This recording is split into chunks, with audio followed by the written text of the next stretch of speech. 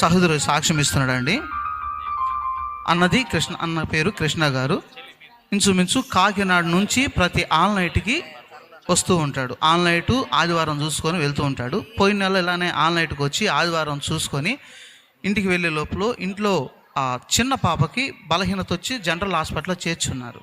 అక్కడికి వెళ్ళి చూడంగానే పాపకి బ్లడ్ చిక్కబడి చేతులు కాళ్ళు పనిచేయట్లేదు. హాస్పిటల్కి వెళ్తే 48 గంటలు దాటితే కానీ చెప్పలేము, అందాక మా వల్ల ఏం కాదు, వైద్యం అయితే చేస్తాము, 48 గంటలు దాటిన తర్వాత చెప్పగలుగుతాము అని చెప్పగానే ఆ పాప నా స్థితిలో చూసి దుఃఖం ఎక్కువ వచ్చేసింది, తట్టుకోలేక వెంటనే ఆ పాపను ఎత్తుకొని ప్రేయర్ టవర్కు ఫోన్ చేశారు.